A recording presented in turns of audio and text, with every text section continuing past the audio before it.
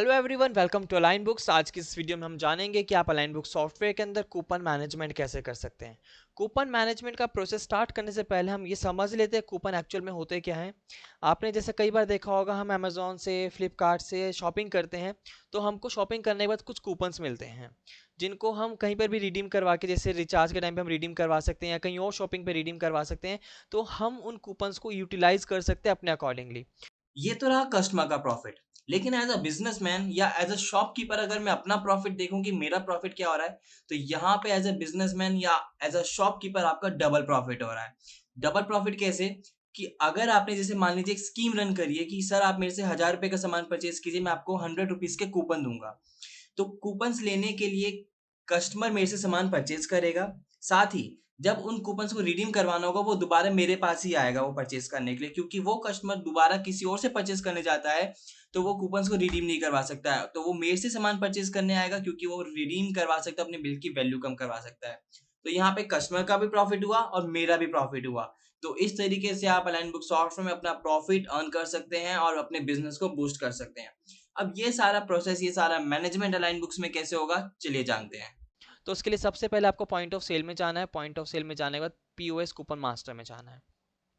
Simply create new coupon पे click करेंगे और आप अपना यहाँ से कूपन का प्रोसेस क्रिएट करेंगे। तो मैंने एक ऑलरेडी क्रिएट करके रखा हुआ है, तो मैं आपको इसको मॉडिफाई करके दिखा देता हूँ।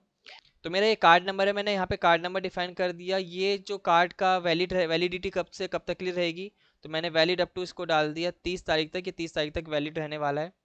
कैलकुलेशन जो रहेगी परसेंटेज रहना चाहिए कि मेरे बिल का 10% जो रहेगा वो कूपन का वैल्यू रहेगा। तो मैक्सिमम अमाउंट मेरा 100 रुपये है, तो जैसी बिल की वैल्यू 100 रुपये से एक्सीड करती है तो मैं उनको कूपन रिडीम करवा सकता हूँ। उसके बाद ये इस यूज़ टाइप में कि एक सिंगल टाइम यूज़ होना चाहिए, मल्टी टाइम यूज़ होना चाहिए, तो मैंने इसको मल्टी यूज़ पे कर दिया। मल्टी टाइम इसको यूज़ कर सकता हूँ। Item set. अब आइटम सेट के अंदर यहाँ पे आपको आइटम सेलेक्ट करने होंगे, किस किस आइटम के लिए ये वाला जो आपका कूपन है वैलिड रहना चाहिए। तो मैंने इसको सिंपली यहाँ पे एडिट के बटन पे क्लिक किया और मैंने यहाँ पे 3 डॉट्स पे क्लिक किया। मैं यहाँ पे सभी आइटम्स को सेलेक्ट कर लेता हूँ और मैंने यहाँ पे इसको नाम दे दिया। पहले मेरे को इसको सेव करना होगा, मैंने ओके किया एंड देन मैंने इसको नाम दे दिया दिवाली ऑफर। देन जस्ट मैंने इसको सेव किया। सेव करने के बाद अब यहाँ पे देख पा रहे हैं मेरा आइटम सेट में दिवाली ऑफर के नाम से मेरा ऑफर सेट हो चुका है। तो मैंने जस्ट इसको सेव किया, तो इस तरीके से मेरा यहाँ पे कूपन क्रिएट हो गया।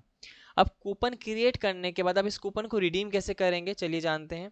बट उससे पहले आपको क्या करना होगा, कंपनी सेटअप में जाके सेल सेटअप में जाने के बाद आपको एक फील्ड ऐड करनी होगी। सिंपली मैं सेल सेटअप में गया और मैंने यहाँ पे डॉक्यूमेंट लेवल पे आने के बाद, बिलिंग सेटअप डॉक्यूमेंट लेवल पे आने के बाद एक कूपन की एक फील्ड बना दी जिसके अंदर आपको कैलकुलेशन टाइप में कैलकुलेशन रखना है या फिर फिक्स अमाउंट रखना है। मतलब अमाउंट पे रखना चाहते हैं, कैलकुलेशन पे रखना चाहते हैं, तो मैं इसको फिक्स अमाउंट मतलब मैं अमाउंट का बेस कर देता हूँ कि जैसे मेरा जो भी कूपन का परसेंटेज बनना चाहिए मेरे को उसका अमाउंट दिखा देगा।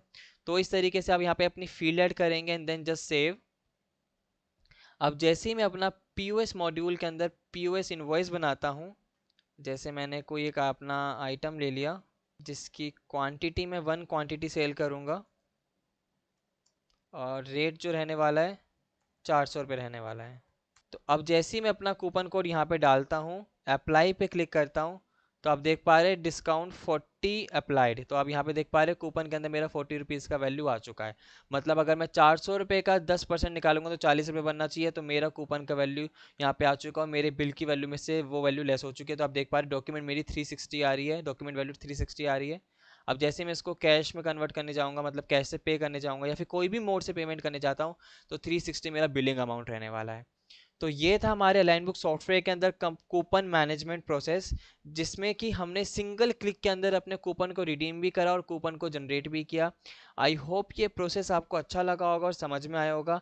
Thank you so much for watching, have a nice day.